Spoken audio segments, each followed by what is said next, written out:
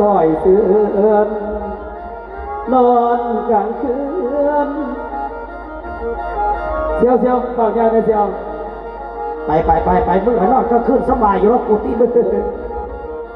ละผู้ฟังเอ้ยนอนกลางคืนเท้ากระสุกเลือนล้นคนทางนั่นกระบอปาดดีน้อ แม่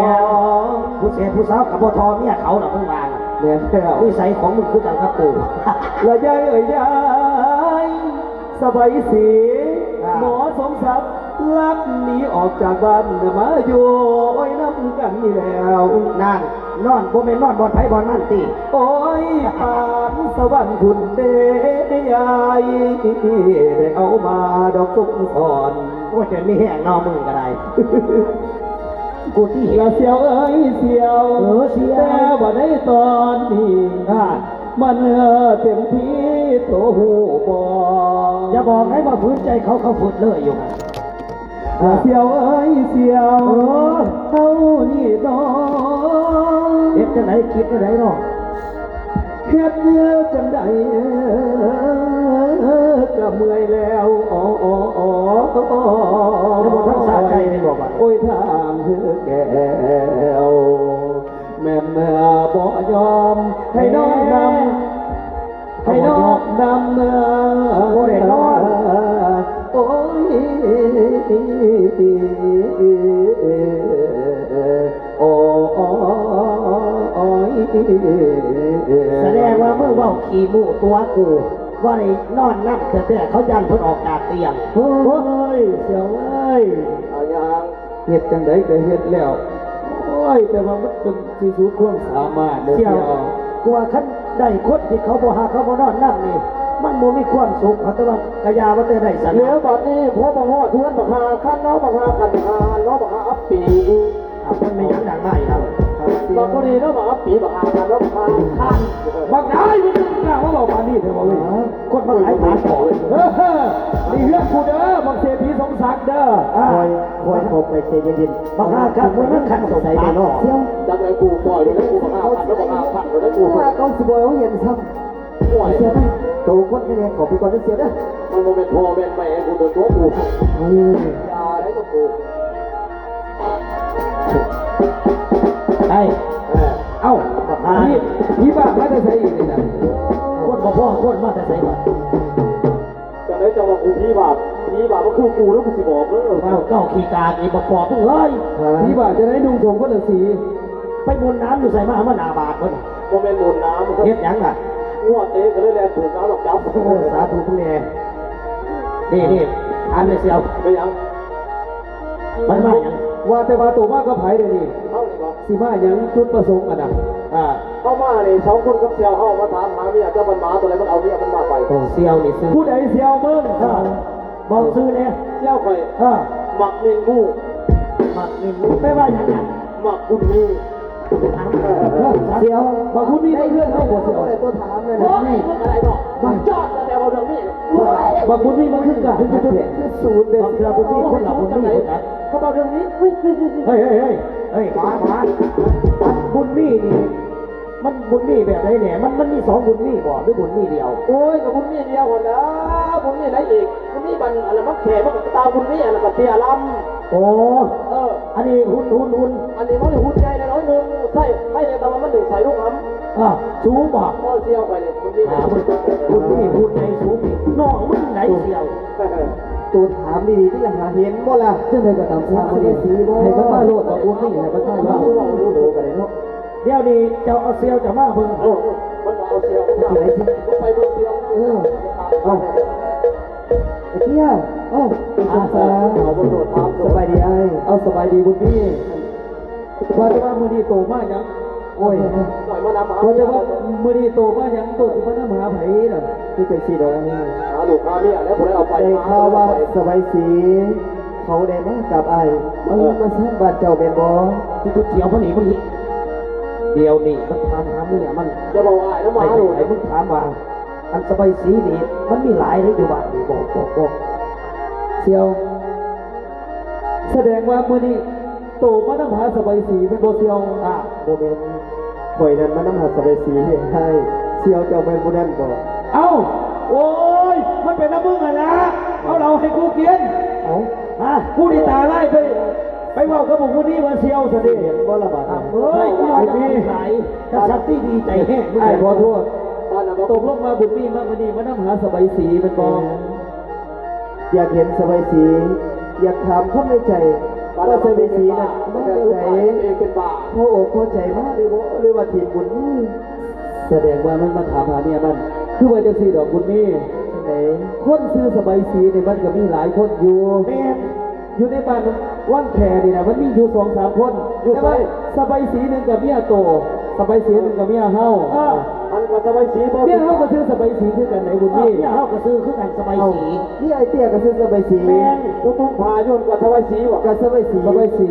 บ่แม่นสบายสีถูกเข้าใหญ่เลยเอาในถูกหน่อยบ่แม่นคนละสีกัน แม่นบ่ถาม อันโมเมนต์กับบุญ จังใดกะ บ่ ยา แม่นผู้นี้บ่แม่น ท่านว่าสบายสีผู้นี้บ่แม่นลูกเป็นของบุญนี้ บ่แม่นมันนอ บุ น ญนี้กสิกรรมนี้ไม่ใช่เมื่อบ้านเมื่อสองสิบ่ลบกวนบ่เจ้าอีกดอก เดี๋ยวเขาเอาขึ้นมาเลย แต่ว่าเขาต้องวางแผนวางแผนจะได้เสียวโอ้สมมติว่า ท่านเห็นสบายสีกสิทำก็ให้ใจมันเสียเนาะ แต่เนี่ยมันมา ว่าส ใส่ บาย เอา สีเข้าใจมากเลยว่าเดี๋ยวว่าเอาแบบนั้นเดี๋ยว เขาก็ดึงเมียเกิดขึ้นมาขึ้นแล้วก็บ่ได้เสียเงิน บ่มีสีไหนดอกสีเดียวนั่นล่ะ โอเคเดี๋ยวกูไปเอาเรื่อง มาละบ่เตี้ยสบายสีมาละบ่ คนที่โตๆนั่นนี่นะบ่มีสบายสีตัวนั้น แด แหละ ง เดี๋ยวนี้เลยนะให้ตัวยืนถาอยู่ดีสากล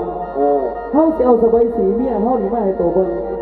โดยเอา เอามา ว่ามันสิแม่นเมียตัวหรือแม่นเมียเฮาเพราะว่าคนซื้อสบายสีมันมีหลายคน แม่น เข้าใจบ่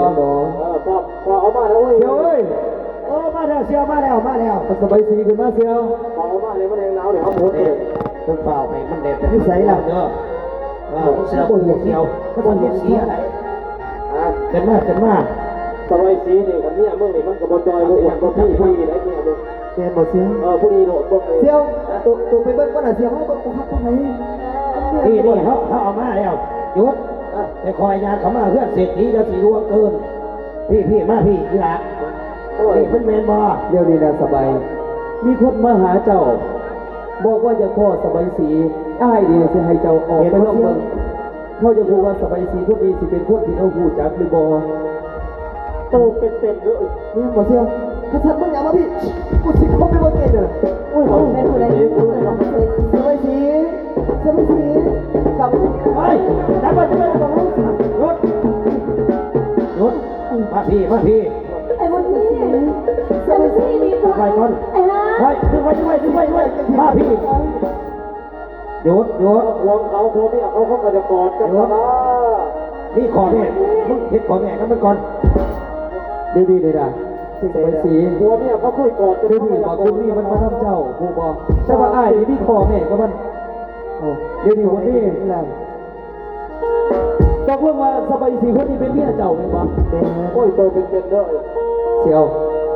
มันมาเป็นเมียมันเขาเสียจังไหนวะที่นี่ สบายสี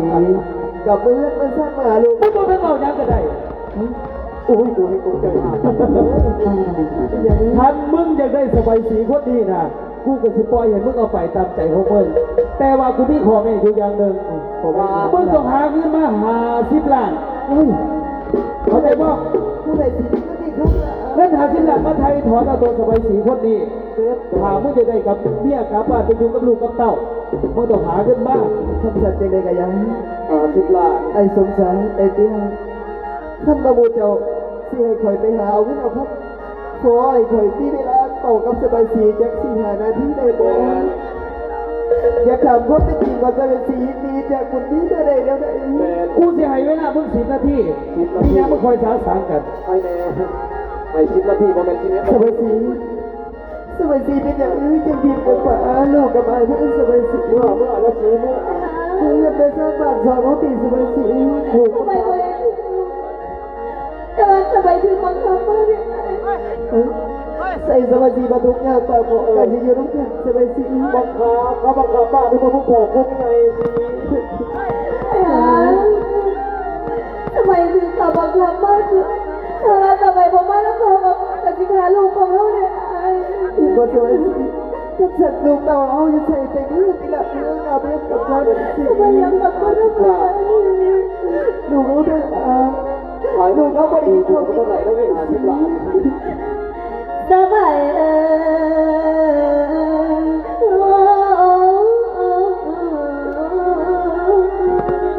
มือตัวสิสวยสิมือเดินมาสักปะโจมสวยสิ สบายนะเรียบเรียนอายหัวหน้าเอ้ยน้ำตาไหลน้ำตาไหล สวยสิเตียมาดูไปสบายบอกพูดผิดนะแต่ ใส่มาทุกอย่างกันจะอยู่ร่วมกันนะสิ แล้วหัวหน้าเอ้ยเบิดความหวังนอนเถื่อนี่ไว้ทางดูได้ทางเลย แต่ละมือแต่เป็นลูกเอาไก่ กีตาร์มันก็กีตาร์แล้วหัวลูกปั้นกับพ่อปั้นน่ะลูกปั้นแล้วกีตาร์แม่กับปั้นน่ะหัวมึงมันขยันอะไรอะดอก และน้ำตาไหลรินย้อยฟังคำจาโนอายเมืองโนอายเมือง เมื่อเดียวเมื่อ มือตีสบายสิหยุดทุกอย่างป่าบอกกันอยู่แล้วอยู่ชั้นของสวยสิ ยังไม่ได้เลยเนี่ย เอาลูกมึงเดี๋ยวจะเอาลูกมึงมา ลูกหลาน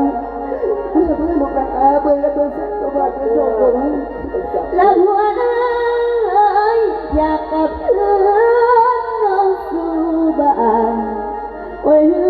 นเก่ารักเก่าเลย ไปบ่ถึงกับบ่ฮู้ดอกชีวิตแม่ เป็น มัน อย่างนี้ตีเบื่อโดนมาด้วยตีเบื่อโดนหลักหน่อยวันสุด ทำไมบอกเคยกินแล้วนะและเธอต้องตาลูกน้อยละอ่อนกันใส่ใจเด้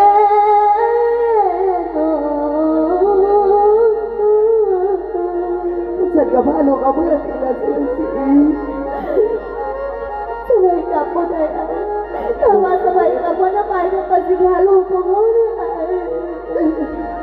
เปิดเมื่อเขามีระเบียบกฎหมายระเบียบก็ที่สิที่สุดสิ โอ้ยเร็วน้องมาเรื่องเด็กจะทางกันแม่เจ้าคนโอ้ยเฮ้โอ้ บักคำจะตามหามึงได้ลูกมึงไง ลูกเอาเองสวยสิ แล้วหัวหน้าเอ้ยเมียไม่ฟ้องแต่ทั้งอายหักแต่สาวเอ้ยอายพี่เอ้ยอายพี่ เรียกมาซะเราลูกบอกว่าถ้าสวยสิ ไม่บอกให้หรอกไอ้นอกจากไอ้เธอจะถูกอย่างลำบากมาได้สบายกับบอกว่าสิทิ้งป่าแต่สบายมาแล้วเข้าโดยพุ่งจำเป็นเนี่ยและบนนี้เนี่ยเหนียบนอแต่เจ้าบ่มีลืมเปลี่ยนอัน ที่อยากจะบอกเพื่อนจะซะเรา ใจก็สั่นแต่น้ำอายหัวดาเอ๋ยบ่เคยเปลี่ยนอายก็เอ๋ย ก็จะโดนเลือดตายนี่มันได้เอาก่อน ลูกเอาไว้อะสวยสวยสิ ตุกกระตุกกระตุ ลู ก กเอาไว้ แล้วหัวหน้าเอ๋ยใจอ่อนเรียนน้ำเพียรเธอ เนี่ยไปกับติดนี้ปลาทัวกันเนี่ยเพราะว่า โอ้ยทั้งนองในห่วงน้ำ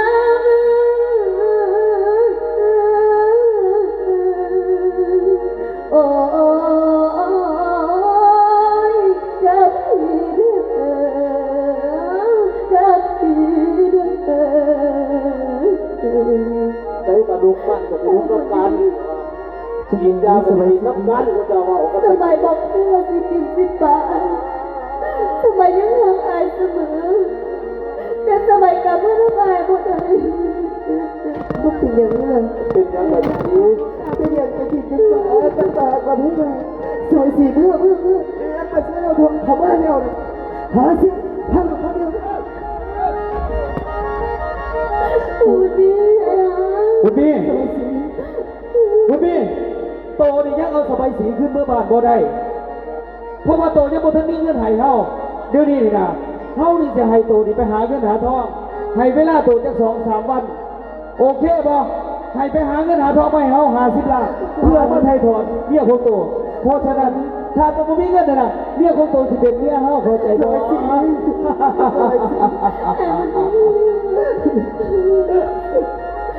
ลูกหลานเพื่อนอาสิยินคำกับแก่บุตรนี้บอกมีดอกไอ้บุตรนี้เป็นผู้ดุไอ้ยังอยู่บ้าน เดี๋ยวนี้นี่นะถึงโตบ่มีเงินมีทองก็ให้โตไปหากู้หายืมไปกู้ไปยืมน้ำไผกระสังให้ได้มา50 ล้านเพราะฉะนั้นถ้าโตบ่มีเงิน50 ล้านสบายสีคนนี้ก็ต้องมีเป็นเมียเฮาคือเก่าก็เข้าใจบ่ ไอ้บุตร ไอ้แน่นอนด้วย ไปนี่เลยได้ไอ้ ตายจะบอกจะช่วยลูกหลา ส น บายสีหมดเวลาแล้ว ไอ้บุญดีอะ เฮ้ยว่าไป สบายสี ไอ้บุญดี สบายสีเมื่ออย่าน้องสบายสี สบายสี อย่าไม่หนีปีเราบอกไม่รู้ดอกจำแหละกูรู้ว่ากูตีอีก เสียวเป็นอย่างนี้แต่ผมว่าเสียวก็ต้องทำมันเสียเองว่าไทยมาทุกอัน สิไปเอาอยู่ไสมา50 ล้านสิมาตามตรงนี้ จนปัญญาจะคบคืนเดียว ไปเห็นมันปีหนึ่งมันยังบ่ได้เช่าล้านมันก็ได้กันกีดยางเพื่อกันมันสิได้จะได้ก็ขายเป็นโลกยางก็ได้ โอ้ยสาวไอ้ที่จะเบยน้องคือว่าจังสันบอกไปกว่าแล้วสาวไอ้ที่ลูกคุณสาวสบายสีลูกคุณสาวมาแล้วสบายสีผู้ไปเลยว่าก็ปิดประตูเรื่องก็ขึ้นกันเลยสี อย่าเพิ่งอีปีตัวจะเป็นบอก โอ้ ว่าย แม่เอ้ยแพ้อายนี่น้อพอกันกับไปเขาอายได้นอนก็มีใจ เดี๋ยวจะได้กระวุ้นเอาน้ำเชี่ยวกูไป กี่โดน กูโดดเนี่ยดีจังไหนเขาหนีตาแล้วเขาพอคุยไปเขากระดึ๊บคุยเก่าตัวตัว ละจิตอะไรแต่เดิมหนวกสายบุญบอกเคยสื่อ สงสัยนี่ก็จะดึ๊บคุยเก่ามาจังนี่ก็ได้ สบายสีลูกหลานลาเพียงเลยเพียงกูบ่นอนตุกกะคืนอายกาย ตีมาเขาถูกเสียวสับมาคนถูกกูมีหัวใจไปบอกว่าไอ้หัวใจ โดนนี้เรา อันนี้คือเราจะมีลูกสาวอยู่บอกมันมีเอาข่อยก็ไปดูเคยแต่คนที่ขายมันเดี๋ยวไม่เก่งขาย โอ้ยเพียงเคยเอ้ยหัวบ่นอนตุกกะคืนอายกายอะไรดอกอยู่บ่เศร้า เอาคนเดียวเอาขึ้นมาแล้ว ไข่มันเกิดจะดีแล้วสินะแต่เดียวกับตีเอาไม่ได้จะไปเสีย ผู้คนดีก็ดีอันนี้เอาเนาะ กลับมาลูกอาเจ้าสิ ผู้คนดีก็น้องมันก็โขดโซ่โขดไปมันชัวดูน้องมันก็ได้ ละอายเดียวน้อแต่เจ้า ไม่ยังสมเกตสิบุการบุกบัดเลย มาแล้วล้นเรือสีบา ก็เลยกระตูนสาเปิดได้บ่อย สบายสี กูอย่าเมาได้บางทีกันเลยยังกระตุ้ยยังกระตุ้ย โอ้ยแพ้เลยแพ้อายดีเด้อปาจะเด้อน้อยเพียงใจนั่นผู้เดียวก็คือน้อง กูนั่นแล้วบนจังแมวกระยาแล้วนอนเสือกูสนใจนักเนี่ย กับทีนี้ยาวหัวมันเอาหลอกแต่เรายาวเดียว ละอายที่ความคอยเธอ รถเรือตายไม่ได้แต่ว่าเดียวกูมาจะตาย ลูกกับเมียบ่ขึ้นบ้านเป็นเลิกกับพระบ่มีเป็น บอกว่าที่เต้าเลยบอกที่เต้าอย่างเดียวด้วยกูสนใจนะบอกว่าที่เต้า ลูกละเดี๋ยวบ่เบื่อเลยเบื่อ เป็นจังไรเจ้า ลาครับเอ้ยลูกเอ้ยทุกกะทุกน้อแท้แท้ เมื่อว่า บ่มีเบอร์สิสวงเศร้า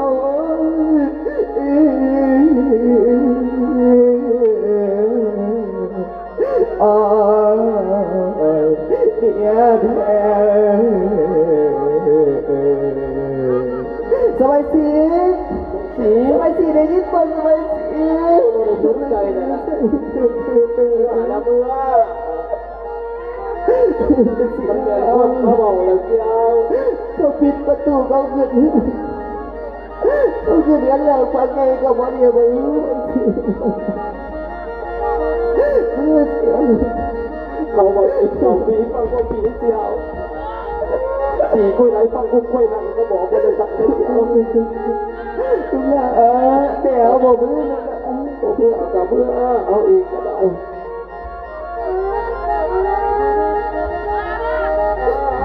เอาเสร็จ พี่น้องหมอมันมีน้ำตาหน่อยน้ำตาลังดินใดในหัวใจคันนี้คิดน้ำใจเมียคุณไปแล้วคือดูเป็นลูกนี่มีแต่ให้งอนี้อ่อนแอวส่วนว่าเขาได้น้ำและตอนนี้กับ่มีบัดนี้มันม้วนกับลูกเขาและลูกชายของบุญมีอีกศาสตร์หนึ่ง